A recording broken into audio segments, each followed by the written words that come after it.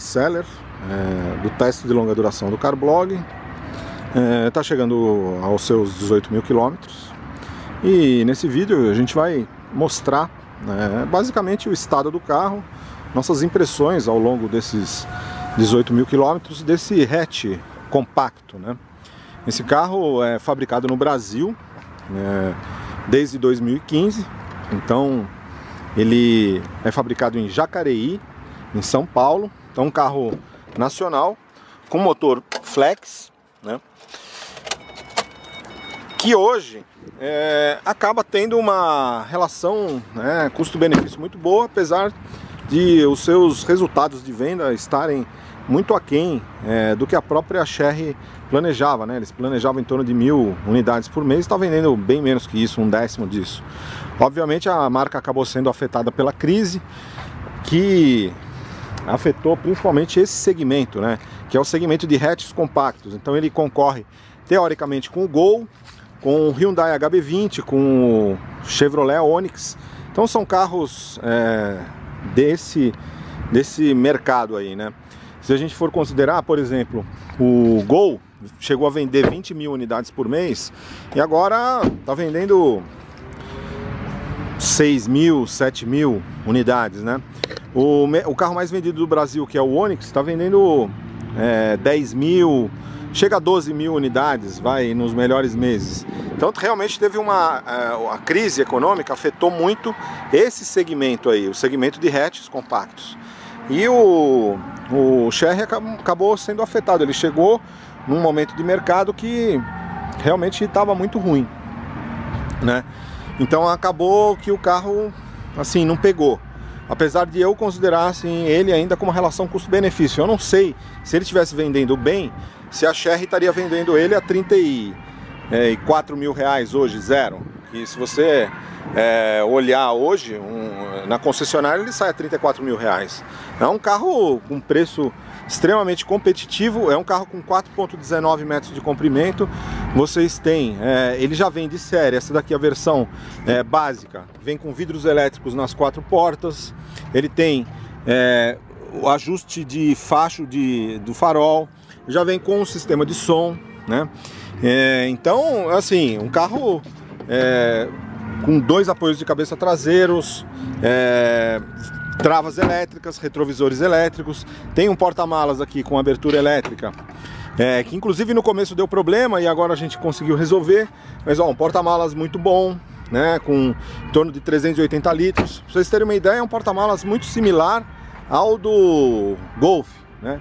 Então, assim, um carro que oferece uma boa relação custo-benefício, né?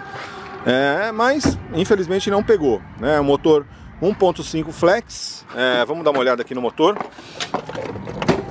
Tem um motor 1.5 da própria Chery, é um motor da tecnologia Aceteco. Na realidade é uma parceria que a Chery tem com uma empresa austríaca. Então, na realidade, de todas essas chinesas, a Chery é a única que fabrica seu próprio powertrain. Ela tem a tecnologia dela, né? No caso aqui, um motor flex com transmissão manual de 5 marchas, que ele não é, assim, exemplo de eficiência, né? A gente vem falando 12,5 km por litro, acho que tá bom. O problema é que ele acaba sendo um pouco pesado, né? Esse carro aí pesa em torno de 1.200 quilos. Então esse motor 1.5, ele acaba ficando... Ele oferece um desempenho que é melhor do que um motor 1.0, porém é aquém do que você esperaria de um motor 1.5. Você pegar um Gol 1.6 tem um desempenho melhor que ele, né? Entendeu? Então é isso. Vamos agora mostrar algumas considerações a respeito do comportamento dinâmico do carro. A gente vai ver a câmera interna aí e aí a gente vai fazer algumas considerações, ver como que ele se comporta o carro aí. Esse Chery com 18 mil quilômetros. Ele está com quase 18 mil quilômetros. A gente já fez 3 paradas em concessionárias. Uma aos 5 mil, que na realidade a gente acabou fazendo aos 7, que era para trocar óleo. Depois fez uma aos 12 mil, que na realidade era para fazer aos 10, que era a revisão. E aí acabou perdendo a garantia. Até agora não teve problema nenhum com relação à garantia. e depois já foi feita uma parada aos 15 mil quilômetros para trocar óleo. Então o carro tem 5 anos de garantia. Agora, ao longo desses 18 mil quilômetros, esse vídeo aqui é mais para reportar a situação do carro, né, agora, né? Ele é um carro, né, que tem que ser olhado sempre no contexto do bom custo-benefício, né? Ele realmente, pelo preço que foi pago, é difícil você encontrar um carro com o mesmo nível de equipamento, né? 32 mil reais. E eu acho que hoje até encontra por esse preço aí. E tá vendendo muito pouco, né? Inclusive parou a produção.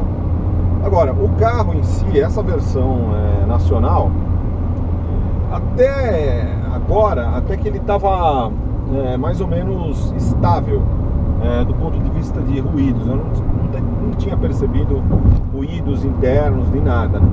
Agora, quando você anda assim, andando em vias normais, bem pavimentadas assim, ele tem o ruído interno basicamente o mesmo que quando estava zero, né? Você ouve o motor dentro, não percebe que não tem um nível de isolamento acústico correto, assim, de carro top, né? Então você acaba ouvindo o barulho do motor com maior intensidade, se você está acostumado a andar com carro, até mesmo com carros mais baratos, tipo o Up, faz menos barulho que esse carro aqui por dentro, né? Parece que tem um isolamento acústico menor. Esse aqui já faz um barulhinho um pouco maior. Incomoda, sei lá, uma questão de se acostumar, né? Quando você vende um carro mais silencioso para esse, você se incomoda um pouco. Agora, o barulho de peças soltas, a gente está ouvindo um barulho aqui, eu ainda não identifiquei direito, mas principalmente quando anda em vias de baixa qualidade, você acaba ouvindo alguns ruídos de peças soltas na parte esquerda aqui. Começou agora, recentemente, a gente não identificou ainda, né? Então, o carro está com 18 mil quilômetros, a princípio, acho que não deveria estar apresentando ruídos, né? Porém, quando a gente identificar onde que é, até mesmo na próxima revisão, a gente vai reportar isso, né? Agora, com relação a consumo, né? Nesses percursos que a gente vem fazendo aí, ele vem se mantendo em torno de 12,5 km por litro de gasolina, que eu tô achando um consumo bom. O desempenho, depois dos 10 mil quilômetros, deu uma melhorada. Ele não é nenhum asa de desempenho, mas ele é melhor do que um carro 1.0 convencional aí, com certeza, né? Tem um motor 1.5 e o consumo com gasolina 12,5 km por litro aqui nesse percurso de Brasília DF, que tem uma certa um pouco atípico em relação a uma cidade convencional, né? Então, nesse contexto, acho que o consumo tá bom, né? O Up, o K, por exemplo, 1.0 faz em torno de 13,5 km por litro nesse percurso. Então você está falando de um Chery, motor 1.5 que está fazendo 12,5. Então acho que está dentro de um contexto, né? A Toro está fazendo em torno de 10 e o Up chegou a fazer 18, mas o Up é um Up TSI, né? E é realmente um ponto fora da curva. Agora, o carro,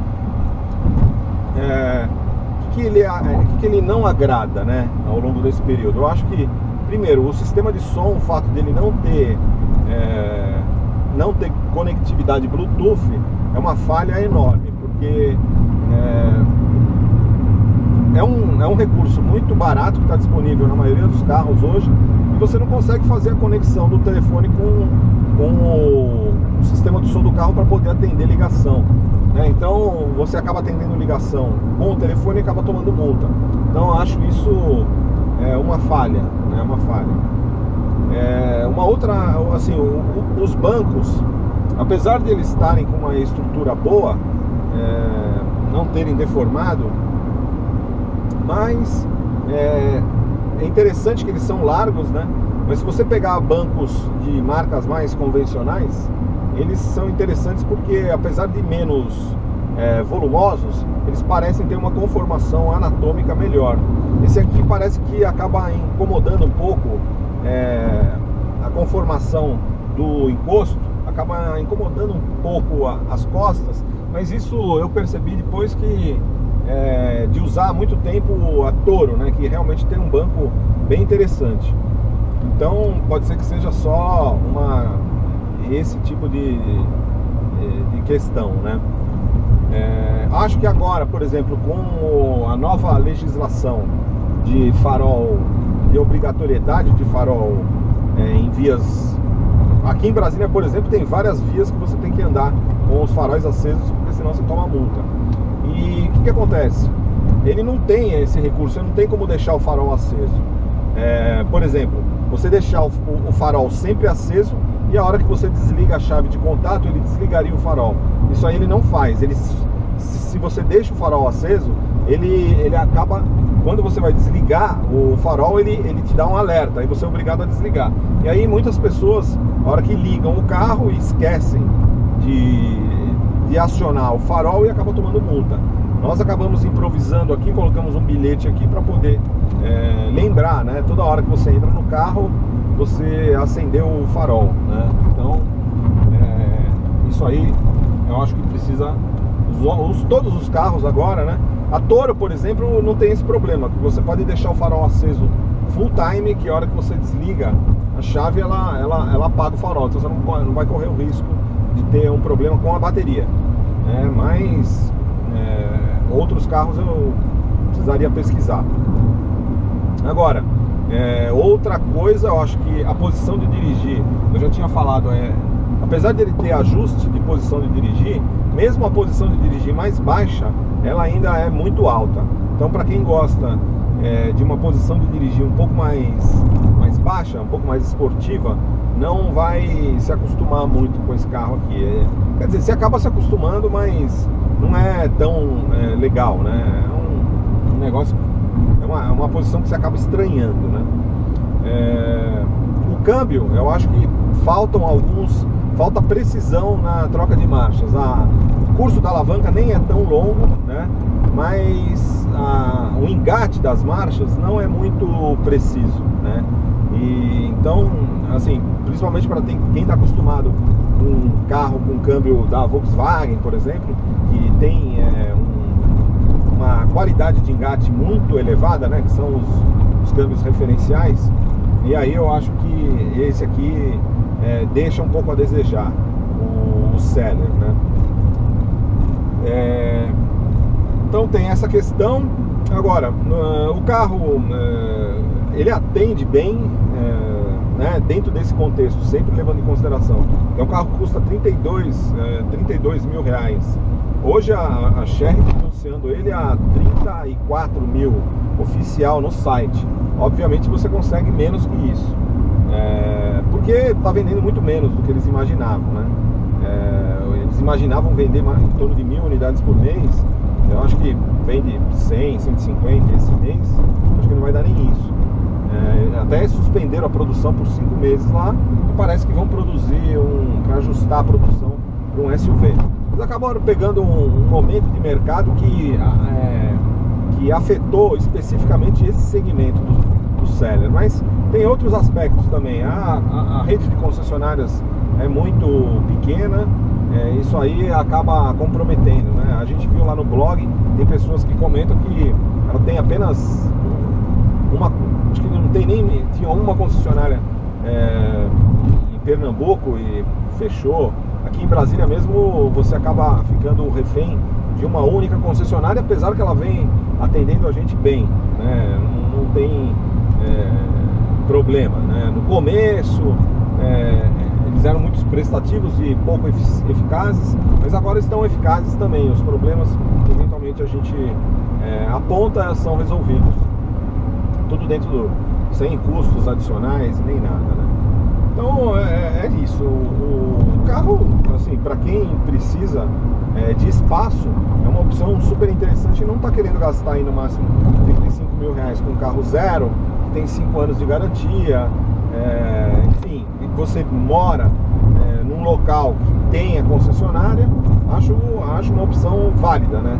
Se você tem limites. Agora tem que ver a questão do financiamento, porque a Chery também não tem financiamento, não tem um banco associado. Então às vezes as taxas de juros, quando você vai comprar ele financiado, as taxas de juros acabam reduzindo a questão do desconto que você tem, né? Porque realmente é um belo desconto. Agora, é o tal negócio. Hoje você falaria porque tem desconto em todas as marcas, né? Então, por exemplo, se você falar num desconto, esse carro aqui tem desconto, ele sai por 32 mil, sai. O problema é que você consegue o Up Take por 35, 36, aquele 4 portas completo. Então, é de se pensar, porque o Up, apesar de não ter o mesmo espaço interno desse carro, esse carro aqui tem uma vantagem em termos de espaço interno assim, significativa, principalmente espaço traseiro e espaço de porta-malas, até mesmo porque ele é quase do tamanho do Golf, né? Porém, aqui espaço na dianteira não tem muita diferença para o Up. Logicamente ele tem esse acabamento aqui interno que parece mais cheio, mais revestido, né? Você tem os painéis de porta revestidos e tal. Mas a gente pagar 32 e 35 num Up pelado, não é que é o pelado, né? Mas é aquele Up Take, que ele tem ar-condicionado, direção elétrica, vidros e traves elétricas, mas não tem som. Sai a 35. O Up tem bem menos espaço na traseira, né? Porém é mais econômico. E o Up, o que a gente percebe, assim, nos testes de longa duração que a gente fez, ele se mantém mais íntegro ao longo do tempo. Esse carro aqui já é um carro mais que aponta para o convencional, né? Você tem uma situação que ao longo do tempo ele vai ficando um pouco mais, entre aspas, sambado, como que o pessoal fala aí, né? Ele percebe-se que as peças começam a se soltar, algumas peças de plástico, até mesmo porque tem muita peça plástica encaixada e tal. E né, por mais que ele seja melhor do que o Chery montado na China, ele é um carro ainda com tecnologia chinesa, então é um carro para ser barato, não tem como fazer milagre, né? Então eu acho que a Chery inclusive deve estar vendendo esse carro no Brasil com prejuízo, porque é um motor 1.5, não tem, até paga o IPI mais alto, paga a mão de obra em São Paulo, é muito cara. Então eu acho que não sei se vale, deve estar tomando prejuízo para vender. Agora, é um risco também, né? Porque vendendo tão pouco assim, apesar de ter as reiteradas declarações da Chery que mantém os investimentos e tal, agora mesmo está produzindo Chery QQ no Brasil, estão falando que vão produzir um novo SUV, que pode ser que seja o derivado desse aqui, a gente não sabe exatamente, mas enfim, o carro é legal, sabe? É legal para quem precisa de espaço. Hoje eu compraria se você fosse usar um uso mais urbano, 1 a 2 pessoas e tal, compraria o Chery Celery? Acredito que não, né? Eu acredito que não, porque eu daria preferência para um Up, um carro mais compacto, que tem uma qualidade construtiva maior, apesar de ter menos equipamentos, né? Esse carro aqui, ele tem muito mais equipamentos, né, do que um Up. Ele vem nessa versão aqui, que é a versão de acesso, ele tem vidros elétricos nas 4 portas, o Up só tem nas portas dianteiras, e o Up é mais caro, né? Com desconto ele vai em torno de em torno de 3 mil reais a mais, né? Você comparar o Up, né, Take completo, 4 portas a 37.900 com esse aqui a 34.900, dá uns 3 mil. Esse aqui 3 mil reais mais barato, né? Eu acho que eu ficaria com o Up hoje, pelo fato dele mais economia de combustível e ser um carro mais sólido, tem uma carroceria mais sólida.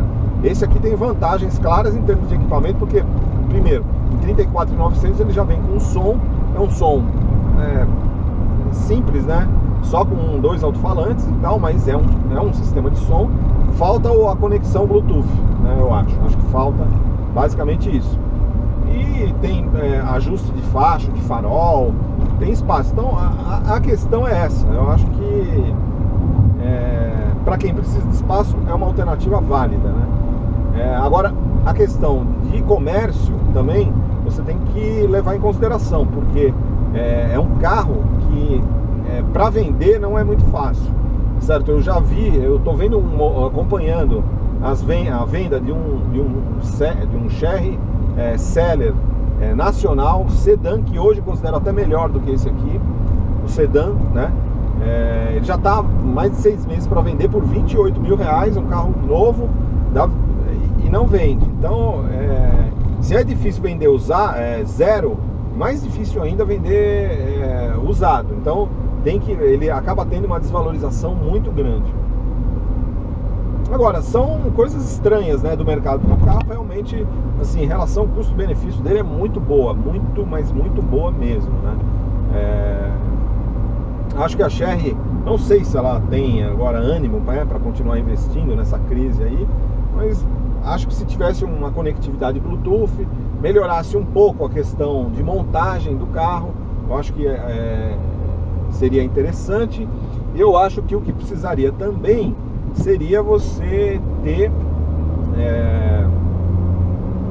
uma opção de câmbio automático. Parece que na China tem esse motor aqui, que é o motor 1.5 com câmbio CVT, né? Então acho que se tivesse uma opção de câmbio automático, ele aumentaria muito a atratividade do carro, né? Porque hoje ele oferece como atratividade o que a mais em relação ao Up, em relação ao K. Tudo bem, ele é mais barato, só que a Ford, por exemplo, faz o K39, né? Com taxa zero. E o K vem bem completinho também, é de uma marca tradicional. Em termos de desempenho, não deve muito para isso aqui, para esse carro aqui. É mais econômico, tem mais ou menos o mesmo espaço interno. Então, agora, o que esse aqui poderia oferecer? Acho que poderia oferecer um câmbio CVT. Acho que seria um diferencial, até mesmo pelo que a gente está vendo, o que está acontecendo com o Etios da Toyota. Era um carro que dificilmente frequentava o top 20 e agora já está quase chegando no top 10 de vendas. Por quê? Um câmbio automático CVT, um câmbio automático de 4 marchas que foi aplicado pela Toyota. Então, enfim, se hoje me perguntarem, você recomenda o Seller? Apesar de eu achar que ele é um carro que oferece uma relação custo-benefício muito boa, hoje eu acho que eu não indicaria, né? Porque a gente não sabe exatamente o que vai acontecer com esse carro. A produção foi interrompida por 5 meses, a Chery fala que vai voltar, ninguém sabe se vai voltar, né? É um carro que está vendendo muito pouco, nunca chegou a vender mais, sei lá, acho que nos melhores meses aí deu 200 unidades, acho que se somar das duas. Então, assim, é muito menos do que eles estavam planejando. E você vender 120, 130 carros por mês, ele não paga o seu investimento numa fábrica. Foi o investimento que eles fizeram aqui no Brasil, para produzir o carro aqui, até com índice de nacionalização aí em torno de 55%. Ainda mais numa situação que você tem um carro com motor 1.5, que paga o IPI mais elevado que tem. Não é o mais elevado, porque ele fica aquele IPI da faixa de 1.0 a 2.0 flex, que é 11%. Mas se fosse um carro com motor 1.0, por exemplo, o QQ pagaria menos, 7%, né? E ele tem o fato de estar em São Paulo também. Eu acho que não tem incentivo fiscal, assim, redução de ICMS, como teve a Ford, que se instalou na Bahia, como teve a própria GM, que se instalou em Gravataí. Eles não, né? São Paulo é um estado que eu acho que não entra nessa de guerra fiscal. Então, eu acho que eles não têm incentivos fiscais. Tem a vantagem do fato de estar em São Paulo, ter uma infraestrutura logística muito boa, mas eu não sei, a Chery é muito pequena, né? E esse mercado precisa de escala, né? Eu acho que teria que estar vendendo no mínimo aí umas 3 mil unidades por mês para justificar você manter uma fábrica no Brasil. Então, pode ser que, por exemplo, com a retomada do mercado, que está começando a retomar efetivamente, a gente já viu que de julho para cá já teve uma retomada, mas não sei se ainda vai demorar muito para chegar naqueles níveis de 2012, 2013, né, de vender 3 milhões e meio, 4 milhões de carros por ano, né? Então, eu não sei, então é um carro que é difícil de vender zero e é difícil de vender usado também, né? Então, eu acho que para quem vai comprar um carro, para comprar um carro assim, porque quem vai comprar um carro na faixa de 30, 35 mil, né, não é uma pessoa que está com dinheiro sobrando. E aí você também não pode errar na hora do seu investimento. Então é um risco. Um carro desse aqui, chinês que está vendendo muito pouco com produção interrompida, ele encerra um risco muito grande de sair de linha de uma hora para outra, né? Não sei se vai acontecer a mesma coisa que aconteceu com a Geely vendia, né? Era uma outra chinesa, apesar de não tinha fábrica nem nada, mas ela saiu do Brasil. E aí, as pessoas que compraram o carro, como é que fica, entendeu? Desvaloriza muito. Esse carro mesmo aqui, a gente ainda não tem experiência de como é a venda. Eu estou acompanhando, eu já falei aí, um outro que é nacional também, flex, prateado, sedã, que eu acho até melhor, já está 6 meses para vender a 28 mil reais, com baixíssima quilometragem, 10 mil a menos do que o modelo zero e não vende. Então eu acho que para vender esse carro aqui no mercado de usados, você tem que reduzir muito o preço e você acaba tendo um prejuízo muito grande. Então na hora de você, eu acho que um carro pode ser uma questão de liquidez também, né? Você tem um carro, às vezes você precisa de um dinheiro, você vai ter que vender esse carro aqui, vai ser meio complicado. Então eu acho que hoje eu não pegaria, né? Na situação que está hoje, eu acho que é melhor optar por um carro de uma marca mais tradicional, GM, Fiat, Volkswagen, Ford, né? Até, evidentemente, são carros com menos equipamentos, menos recursos, porém são opções que dão mais segurança do ponto de vista comercial para o consumidor, né? E no longo prazo, né? Então eu acho que essa é a única questão. Infelizmente é complicado, né? É complicado você ter carro chinês hoje no Brasil, né? Um mercado em retração. Eu acho que a Chery deveria, sei lá, é lógico que é fácil falar, né? Mas, por exemplo, eles poderiam... esse carro aqui é vendido na Argentina, só que importado... Ele é vendido na Argentina, importado da China. Ele é vendido no Chile, importado da China, né? Ele é vendido como Chery Full Win lá, né? Nesses mercados. Então tem um grande mercado aí na América Latina, que inclusive as marcas nacionais estão explorando, que talvez fosse interessante.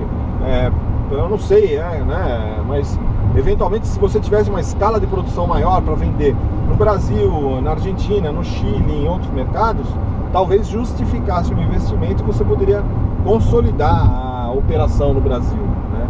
E aí daria mais tranquilidade para um consumidor comprar um carro desse. Eu acho que é o principal aspecto que gera uma interrogação, porque o carro é bom, você dirige o carro, ele é um bom carro, sabe, está com 18 mil quilômetros, teve poucos problemas, muito espaço interno, um preço extremamente competitivo.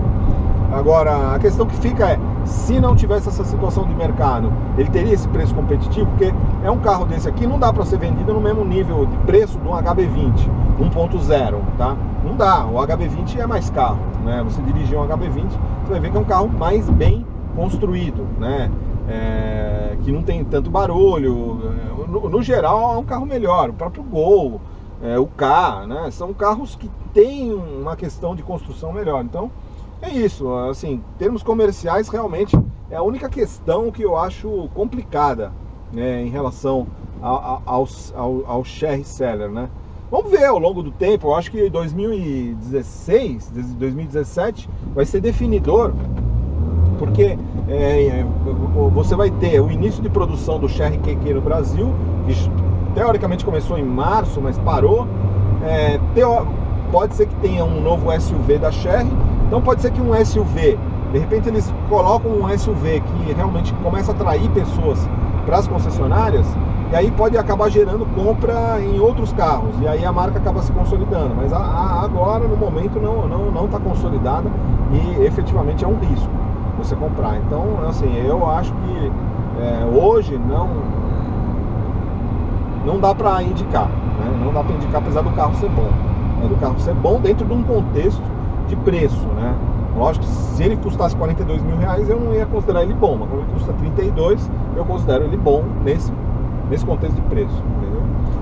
Finalizando o vídeo, o Seller com 18 mil quilômetros, aí a gente teve alguns problemas no começo, o porta-malas deu problema para abertura, a gente teve que levar 5 vezes na concessionária para resolver, e resolveu.